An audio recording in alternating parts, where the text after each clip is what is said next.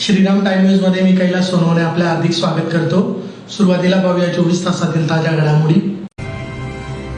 Pimpalner one परिक्षेत्रातील 33 कोटी वृक्ष लागवड मोहिमेतील कथित भ्रष्टाचार आणि अतिक्रमणाच्या निषेधार्थ वन संरक्षक कार्यालयाबाहेर बेमुदत धरणे आंदोलन सुरू। प्रभाग क्रमांक 1 मधील नगावबारी परिसर व फॉरेस्ट कॉलनीमध्ये रस्ता काँक्रीटीकरण व बॉक्स गटार कामाचा भूमिपूजनाचा सोहळा संपन्न। आणि राज्य उत्पादन शुल्क विभागातील महिला कर्मचारी यांच्यासोबत घडलेल्या संतापजनक घटनेची चौकशी करून कारवाईची मागणी। आता बातमीपत्र विस्ताराने। साक्री तालुक्यातील पिंपळनेर वन परिक्षेत्रातील 33 कोटी वृक्ष लागवड मोहिमेतील कथित भ्रष्टाचार आणि अतिक्रमणाच्या निषेधार्थ सामाजिक कार्यकर्ते प्रवीण काकुस्ते व इतरांतर्फे धुळे येथील वन संरक्षक कार्यालयाबाहेर धरणे आंदोलन करण्यात आले आहे। धुळे येथील वन संरक्षक कार्यालयाबाहेर पिंपळनेर वन परिक्षेत्रातील 33 कोटी वृक्ष लागवड मोहिमेतील कथित भ्रष्टाचार आणि अतिक्रमणाच्या निषेधार्थ सामाजिक कार्यकर्ते प्रवीण काकुस्ते व इतर कार्यकर्त्यांनी बेमुदत धरणे आंदोलन सुरू केले आहे। आंदोलकांच्या दाव्यानुसार या परिसरात लावलेली झाडे नष्ट करून त्या जागेवर बेकायदेशीर अतिक्रमण करण्यात आले आहे आणि नव्या रोपवनाच्या नावाखाली शासकीय निधीचा अपहार करण्यात आला आहे। वारंवार तक्रारी करून आणि वरिष्ठ अधिकाऱ्यांनी पाहणी करूनही प्रशासनाने जाणीवपूर्वक कारवाईस विलंब लावला। 2 वेगवेगळे अहवाल तयार करून मूळ अहवाल दडपला आणि तब्बल 92 लाख रुपयांचे वसुलीचे आदेश देऊनही कोणतीही कारवाई न करता उलट संबंधित कथित दोषी अधिकाऱ्यांना पाठीशी घालत त्यांना पदोन्नती दिली असा गंभीर आरोप करत या संपूर्ण प्रकरणाची सखोल चौकशी होऊन कर्तव्यात कसूर करणाऱ्या अधिकाऱ्यांवर सहआरोपी म्हणून तात्काळ गुन्हे दाखल करावेत या प्रमुख मागणीसाठी वन विभागाच्या कारभाराचा जाहीर निषेध नोंदवत हे आंदोलन पुकारण्यात आले आहे। माझे नाव प्रवीण लक्ष्मण काकुस्ते, सामाजिक कार्यकर्ता। परंतु 3/8/2023 पासून वन विभागात आम्ही तक्रार केल्या होत्या पिंपळनेर वन परिक्षेत्रा संदर्भात। संबंधित वन क्षेत्रपाल यांच्यावर व वनपाल यांच्यावर कारवाई करण्यात यावी। अतिक्रमण करण्यात जो 33 कोटी वृक्ष लागवड करण्यात आलं होतं ते 33 कोटी वृक्ष लागवड पूर्ण नष्ट करून त्याच्यात रोपवनाचे पैसे खर्ची टाकून पैसे काढत होते अधिकारी। परंतु त्यावेळेस आम्ही निदर्शनास आलं की तिथं रोपवन नष्ट झालेलं आहे, तिथं अतिक्रमण झालेलं आहे, संबंधितांवर कारवाई करा। त्या ठिकाणी संबंधित बच्छाव साहेब अतिक्रमण निर्मूलन समितीवाले हे तिथं स्पॉटला पाहणी केली, तिथं नागरटी वगैरे पूर्ण अतिक्रमण दिसून आलं। त्यावेळेस त्यांनी 9/12/2023 रोजी विभागीय अधिकारी सदगीर साहेब यांनी पण तिथं भेट दिली। ती भेट दिल्यानंतर तिथं पण त्यांना पण तिथं अतिक्रमण व नागरटी वगैरे संपूर्ण प्रकार दिसला। 10/10/2023 रोजी तत्कालीन उपवन संरक्षक नितीन कुमार सिंग उपवन संरक्षक यांनी भेट दिली। त्या ठिकाणी पूर्ण तिथं नष्ट झालेलं दिसून आलं। संबंधितांनी अहवाल तयार केला, बच्छाव साहेबांनी तो पहिला एक अहवाल तयार केला, तो अहवाल आम्हाला दिला। नंतर 8/4/2024 रोजी जो अहवाल तयार केला तो आम्ही वेळोवेळी मागणी केली आजपर्यंत, परंतु आम्हाला तो अहवाल दडपण्यात आला। एक प्रकरणाचा चौकशी अहवाल 2 अहवाल तयार कसे होऊ शकतात, म्हणजे एक संशयाची बाब आहे। आणि तो एक अहवाल आम्हाला दिला गेला, नंतरचा अहवाल दिला गेला नाही। आणि नंतर 1.5 वर्षानंतर नितीन कुमार सिंग ज्या वेळेस इथून जायला निघाले, बदली झाली, त्यावेळेस त्यांनी चार्जशीट दाखल केली। चार्जशीट दाखल केल्यानंतर 1.5 वर्ष का प्रलंबित ठेवलं त्यांनी लगेच का कारवाई केली नाही। त्यामुळे त्यांच्यावर त्या जंगलामध्ये हजारो हेक्टर अतिक्रमण झालं, त्यांना संबंधितांनी प्रोत्साहन दिलं। त्यावेळेस जर त्यांनी कारवाई केली असती तर ते अतिक्रमण रोखलं गेलं असतं, परंतु संबंधित अधिकाऱ्यांनी जाणून बुजून त्यांनी कुठलीही कारवाई केली नाही। त्याच्यानंतर वन परिक्षेत्र अधिकारी अडकिने साहेब यांना प्रमोशनसाठी त्यांनी प्रोत्साहन दिलं, प्रमोशन झालं, त्यांच्यावर कारवाई झाली होती, अहवाल तयार झाला होता।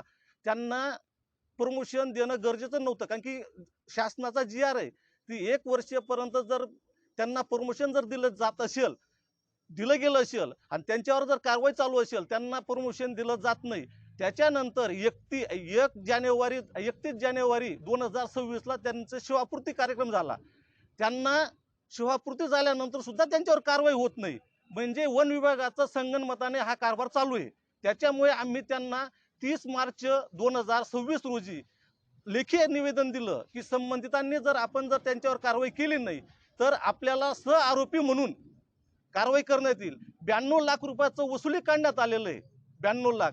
तरीही 92 लाख रुपये वसुली काढूनही ते कुठल्याही पद्धतीचं त्यांनी कारवाई केली नाही आजपर्यंत। म्हणून आम्हाला 1 मे रोजी धरणे आंदोलनासाठी बसावं लागलं। आणि आम्हाला वेळोवेळी त्याच्यानंतर सगळ्यात महत्वाचा विषय असा आहे की धुळे वन वृत्तात असाच एक प्रकार नाहीये, असे बरेचसे प्रकार आहेत की त्या ठिकाणी अधिकारी वर्ग त्यांना हे करतात. कारण की आता धुळे याच्यात जे शिरपूरची पण चौकशी चालू आहे, शिरपूरचं पण तसंच प्रकरण आहे. त्याच्यानंतर नवापूरचं झालं, नवापूरचं पण तसंच प्रकरण आहे. त्याच्यानंतर एक RFO होते भांबरे म्हणून, त्यांना पण निलंबित केलं. आणि निलंबित केल्यानंतर 8-10 दिवसात त्यांना प्रमोशन मागे घेतलं ते निलंबन, आणि त्यांना लगेच प्रमोशन आता संभाजीनगरला आहेत आपलं सहाय्यक वन संरक्षक म्हणून.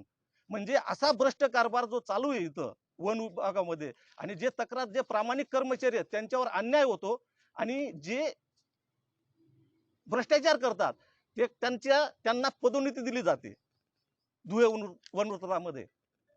धुळे शहरातील प्रभाग क्रमांक 1 मधील नगावबारी परिसर व फॉरेस्ट कॉलनीमध्ये रस्ता काँक्रिटीकरण व बॉक्स गटार या कामांच्या भूमिपूजनाचा सोहळा शहराचे आमदार अनुप अग्रवाल यांच्या हस्ते संपन्न झाला. धुळे शहराच्या विकासाला गती देत आमदार अनुप अग्रवाल यांच्या नेतृत्वाखाली नगावबारी परिसर व फॉरेस्ट कॉलनीमध्ये तब्बल 40 वर्षापासून प्रलंबित असलेल्या रस्ता काँक्रिटीकरण व बॉक्स गटार या महत्वाच्या कामांचे भूमिपूजन उत्साहात पार पडले. या डीपी रस्त्याच्या कामामुळे एकविरा पार्क, केसर पार्क, झेंडा पार्क, स्टेडियम परिसर यांना जोडणारा महत्वाचा दुवा तयार होणार असून परिसरातील नागरिकांना सुरक्षित, मजबूत व दर्जेदार रस्त्याचा लाभ मिळणार आहे. पावसाळ्यातील पाणी साचण्याच्या समस्येपासूनही मोठा दिलासा मिळणार आहे. विशेष म्हणजे अनुप अग्रवाल यांनी प्रभागनिहाय विकासाचा ठोस आराखडा तयार करून प्रभाग क्रमांक 1 सारख्या मागासलेल्या भागातही विकासाची गंगा आणली आहे. त्यांच्या दूरदृष्टी व खंबीर नेतृत्वामुळे दीर्घकाळ प्रलंबित असलेली कामे आता प्रत्यक्षात येत आहेत. भाजपचे 4ही नगरसेवक सुभाष जगताप, ललित माळी, उज्ज्वला भोसले व योगिता कुटे यांनी आमदार अग्रवाल यांच्या मार्गदर्शनाखाली एकजुटीने काम करत प्रभागातील मुख्य रस्त्यांची कामे प्रथम पूर्ण करण्याची योजना यशस्वी केली आहे. त्यामुळे धुळे शहराच्या उत्तरेकडील सुमारे 70%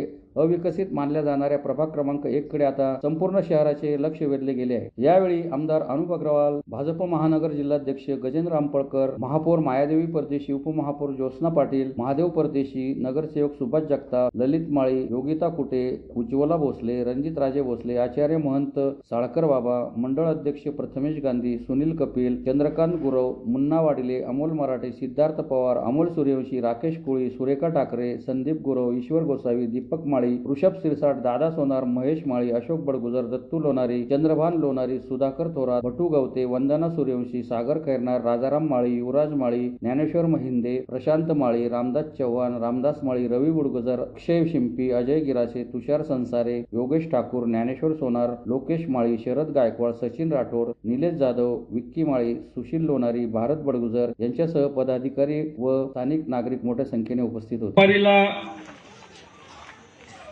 8-10 वेळा यायचा प्रसंग आला. या भागात एकही रस्ता नव्हता. 80% रस्ते आपण या भागातले पूर्ण करून टाकलेले आहे. फक्त आता हा महत्वाचा एक जो रस्ता होता, एवढाच रस्ता बाकी होता, त्याचंही आज आपण या ठिकाणी भूमिपूजन करून कामाला उद्या सकाळपासून या ठिकाणी गडरीला पहिले आपण सुरुवात करणार आहोत. त्याच्यानंतर आपण रस्ता करू. माझी विनंती असेल सर्वांना का आपल्याला कोणाचंच घर पाडायचं नाही, कोणाच्या घराला धक्का सुद्धा लावणार नाही, परंतु जे अनधिकृत आहे, जे पुढे आलेलं आहे फार, तेवढं आपल्याला काढावं लागेल, अन्यथा रस्ता फार छोटा होईल. तर माझी तुम्हाला सर्वांना विनंती असेल का तुम्ही त्या गोष्टीमध्ये आम्हाला सहकार्य कराल का? सर्वजण कराल का? कारण की एकचदा हा रस्ता बनणार आहे, वारंवार बनणार नाही.